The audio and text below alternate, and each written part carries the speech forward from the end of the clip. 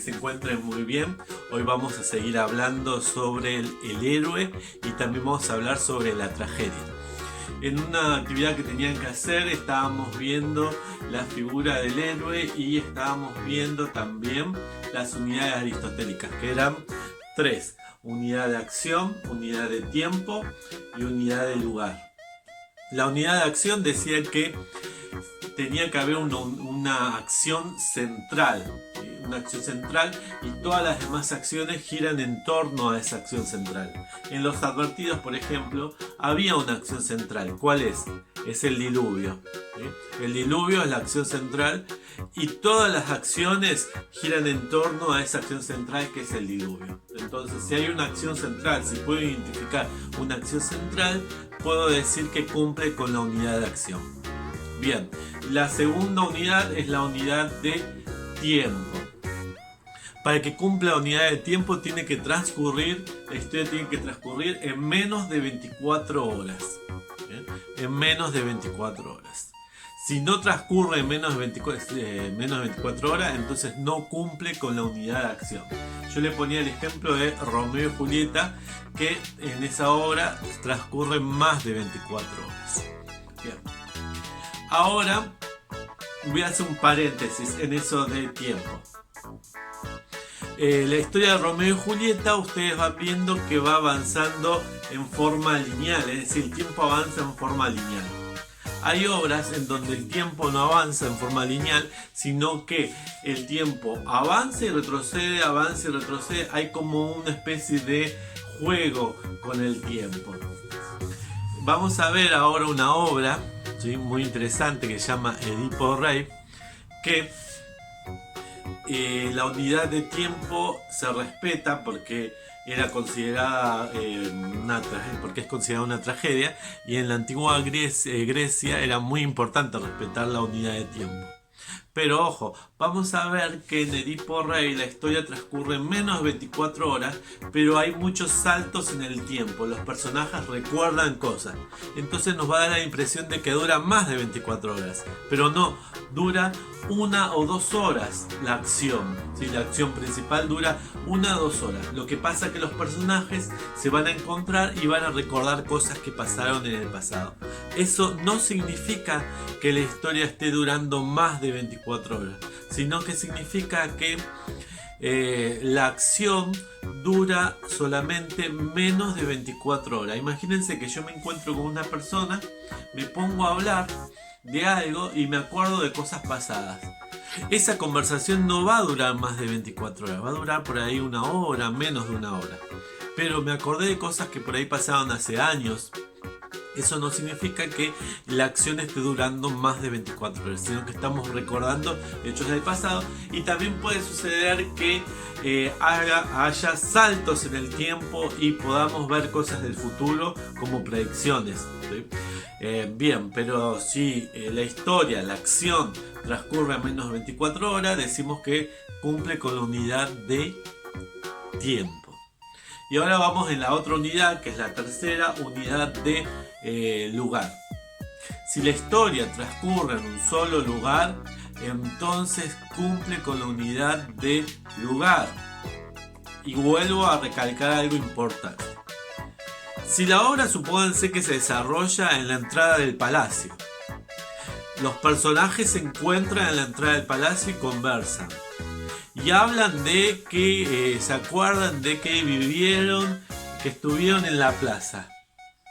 ¿Hay un desplazamiento del lugar? No, no hay un desplazamiento del lugar. El lugar donde está transcurriendo la obra es en la entrada del templo, o la entrada del palacio. Pero, aunque se mencionó la plaza como lugar, el lugar sigue siendo la entrada del palacio y del templo. En cambio, en Romeo y Julieta, si uno lo analiza, sí hay desplazamientos de lugares, porque los personajes van ocupando diferentes lugares y la historia, la acción se va desarrollando en diferentes lugares. ¿Sí? No sé si se acuerdan de Julieta, pero puede ser que se acuerden de la escena del balcón, esa es una, la escena de la fiesta donde se conoce Romeo y Julieta, la escena del cementerio donde se mueren los dos personajes. Bien. Entonces, esa era la unidad de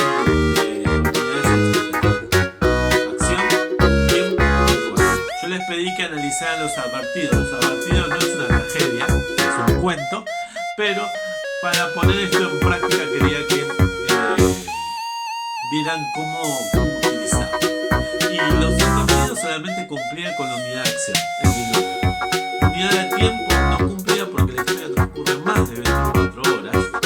Y unidad de lugar tampoco, porque la historia transcurre en diferentes lugares. ¿Cómo podría haber adaptado Los Advertidos para tres secciones, tres unidades?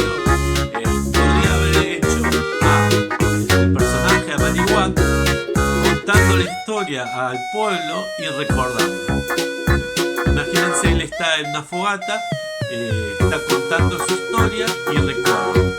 Ahí la historia va a transcurrir en el mismo lugar, en un mismo tiempo, en un periodo corto de tiempo, y la acción principal va a ser el video.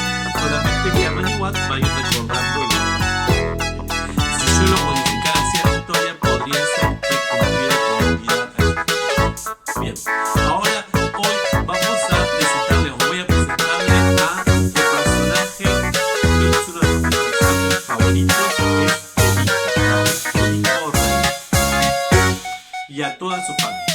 Vamos a conocer a Yocasta, la madre de Edipo y la esposa de Edipo. ¿Sí? Eso es interesante y lo que vamos a analizar. Vamos a conocer a Creonte y cómo cambia Creonte de una obra a otra. Vamos a conocer también a Antígona, la hija de Edipo, y a sus dos hijos que se terminan matando, enfrentando los dos despiadadamente en una batalla cuerpo a cuerpo. Es impresionante esta obra, que está formada, vamos a dividir, son dos partes, ¿no?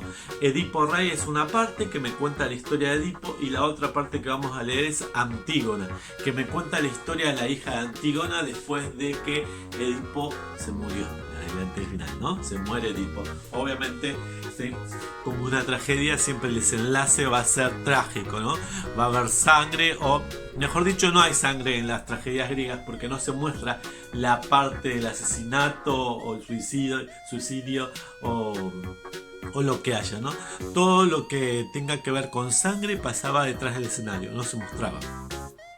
No se mostraba, sino pasaba detrás del escenario y los personajes decían: ¡uy! Se mató aquel. ¿Sí? Pero no se mostraba esa parte del asesinato. Bien, dije que vamos a conocer a Edipo y Antígona. Son dos obras que van a tener que empezar a leer: Edipo Rey y Antígona. Y cuando analizamos las obras griegas, es importante destacar algunas creencias de los griegos. La primera creencia muy importante es el de la predestinación.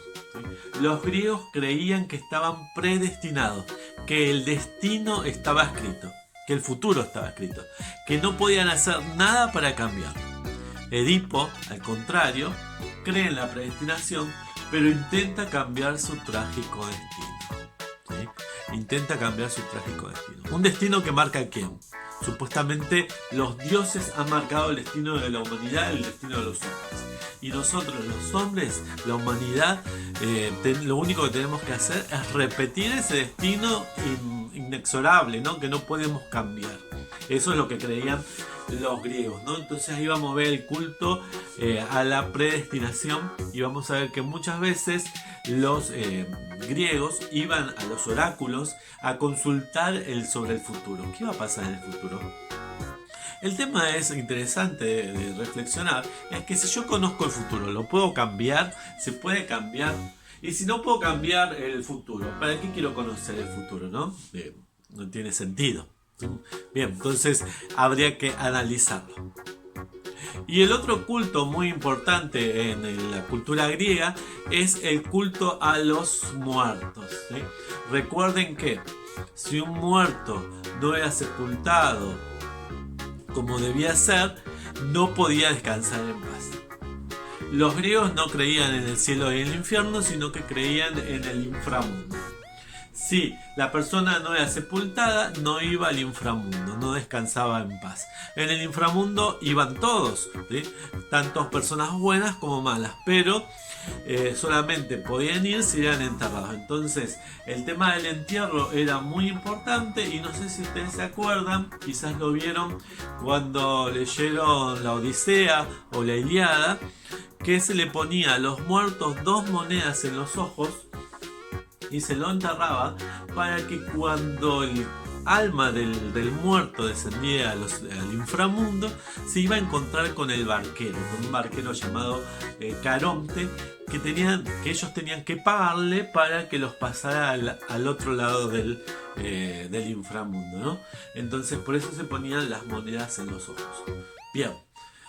Los dejo con Edipo, empiecen a leerlo, está muy buena la obra de teatro, por ahí les va a costar porque hay partes complicadas, pero es interesante este tema. Entonces son dos obras, Edipo Rey y Antígona. Bueno, los dejo con ellos para que lo sigan y también les pido que investiguen qué es el complejo de Edipo y les dejé un video de Los Simpsons que me gusta mucho para que vayan introduciéndose en el tema del complejo de Edipo. Bueno, nos vemos hasta pronto, un abrazo enorme, los quiero mucho y hasta luego. Chao.